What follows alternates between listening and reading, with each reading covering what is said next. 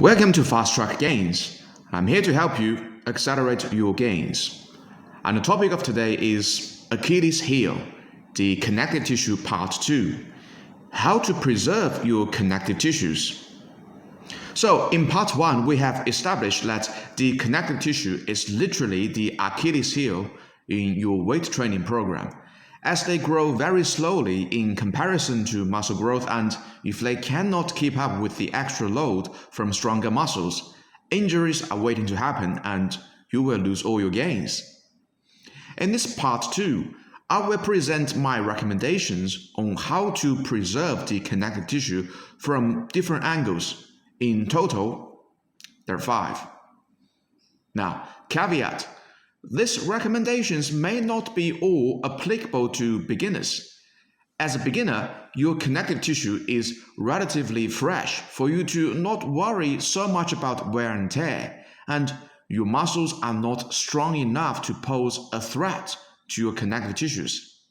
However, as you progress, you may want to start seriously considering these recommendations. Alright, without further ado, let's jump to recommendation 1.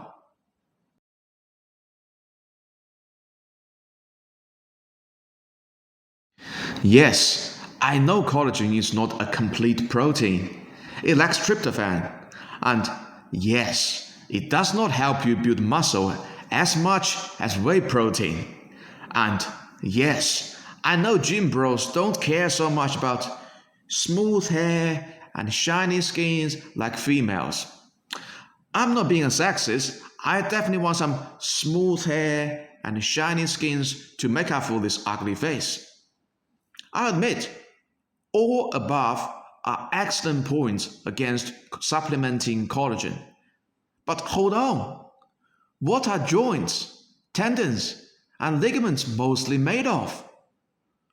Oh, you got it. They're mostly made of collagen. Now, that is an excellent point for supplementing collagen. Even more so if you are lifting weights and eating clean, because there's virtually no collagen in lean cuts of meat. The best example, chicken breast. Is there any collagen in chicken breast?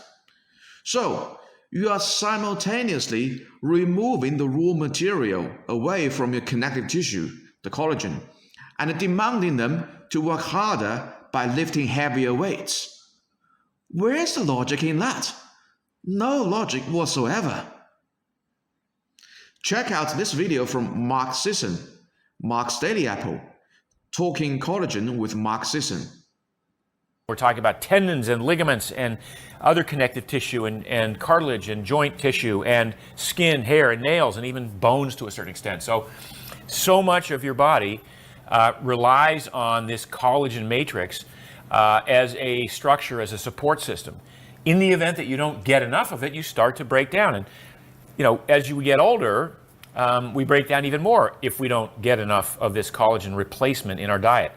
So it became readily apparent to me when I started getting injured more frequently years ago that I wasn't giving my body the raw materials it needed. I know there are a lot of doubting voices there, including Dr. Lane Norton, with all valid points. Actually, I think his attitude towards collagen has shifted recently for better. But just to err on the side of caution, I think it is worth supplementing collagen. After all, it is the raw material for your joints, tendons, and ligaments.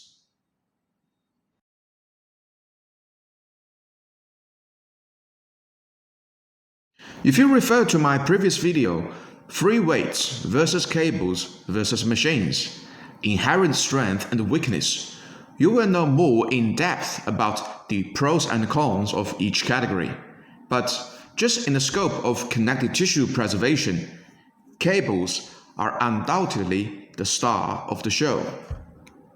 Free weights are glorious, but they also tend to tax your connective tissues most heavily.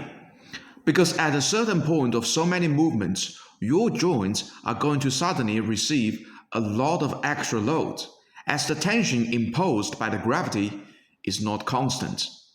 Good example, think about your elbow joint at the middle point of a barbell curl or at the start point of a skull crusher. Free weights only have one master to answer, the gravity. It never cares about the health of your connective tissues. Machines are the safest to train, but they can create one problem called pattern overload, meaning overuse of certain muscles by performing the same motion repetitively. Soft tissues like muscles and tendons that are overused will begin to break down, causing inflammation and pain. Just like human beings, your connective tissues need a certain degree of freedom as opposed to being fixed by the machines all the time. Cables, they perfectly solve these two issues altogether. They provide constant tension to avoid sudden loading on the joints as free weights, and they provide free motion to avoid pattern overload as machines. This is the big reason why I love cables. They're kind to your connective tissues, but they're also safe enough to avoid injuries.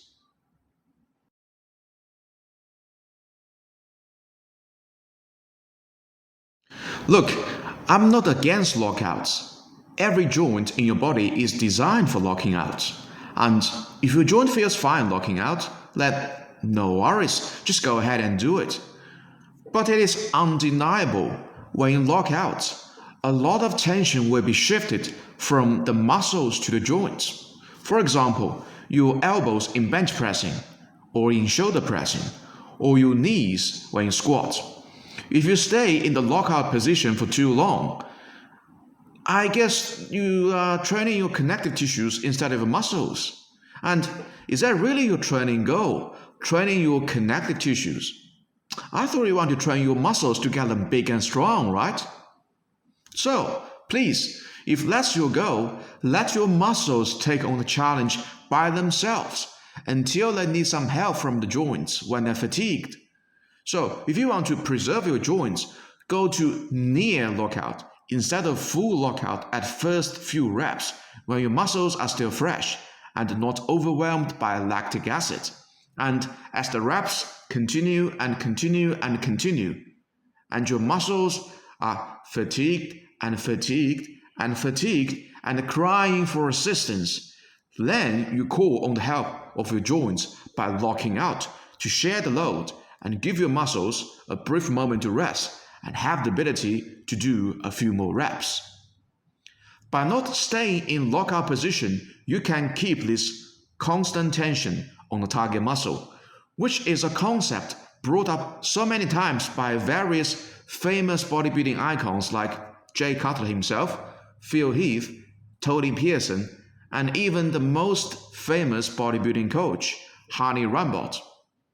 Sounds like bro science, maybe, but as they have all retired from heavy lifting with no serious injuries, maybe there is some wisdom to be drawn from not fully locking out at every rep.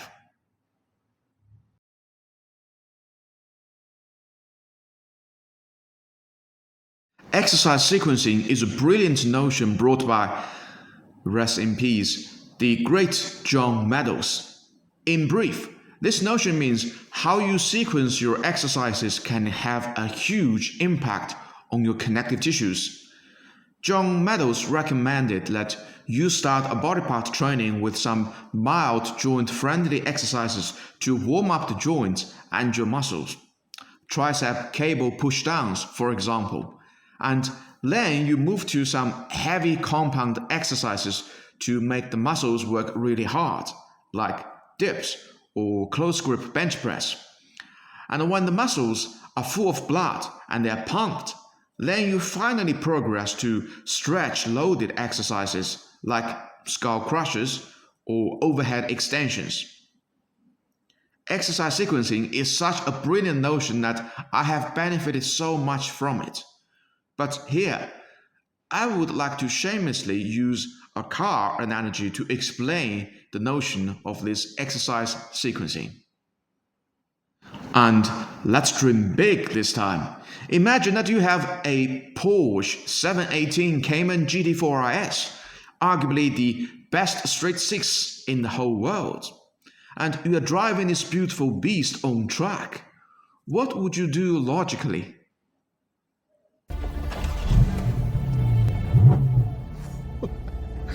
And this is my first ever lap.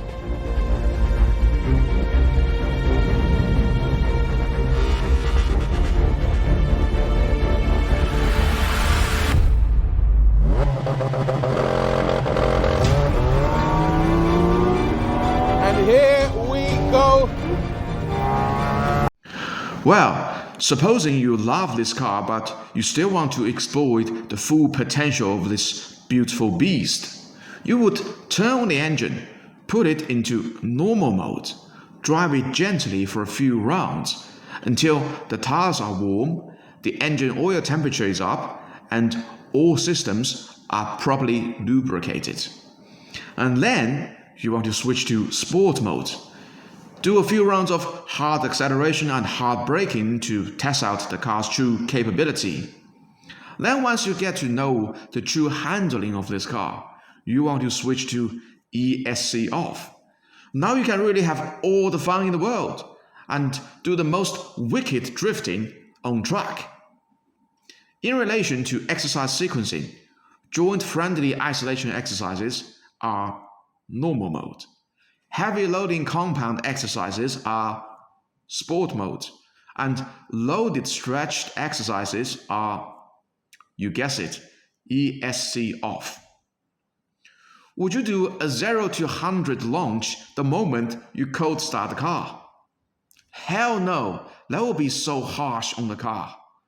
Would you switch your ESC off without knowing the car's true capability?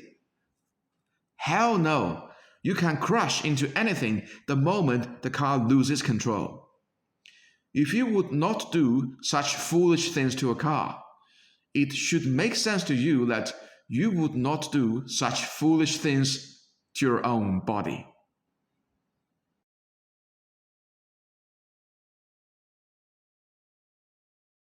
The last recommendation might be the hardest thing to do, yet the most useful recommendation for so many people. Don't be too obsessed with the chase of lifting heavier weights. In reality, muscle growth can be stimulated by 3 pathways. Number 1, tension.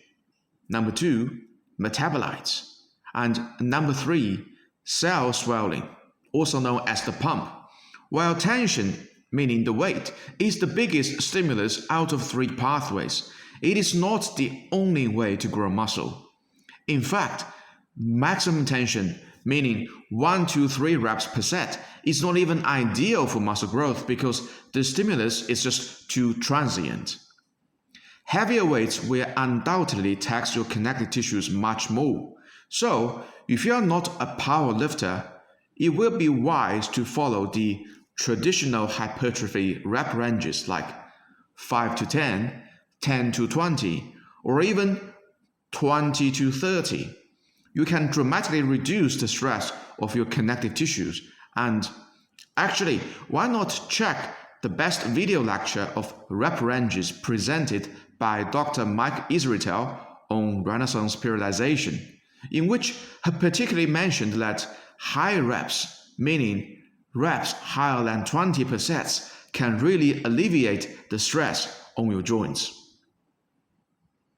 Continue developing hypertrophy while providing low joint stress. So for example, if your elbows have just had it with heavy training, you can probably still get really awesome, really good stimulative training by doing sets of 20 to 30 reps, and it really takes so much pressure off your joints. In fact, you might even get better results of muscle growth by doing higher reps, meaning reps higher than 20 per set.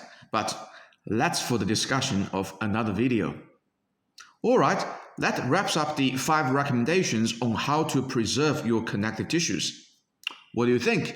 Have you got other recommendations that you want to share? Please leave them in the comments. Thank you for watching this video. Please remember to like and subscribe to my channel. I will see you all in the next one. Peace out.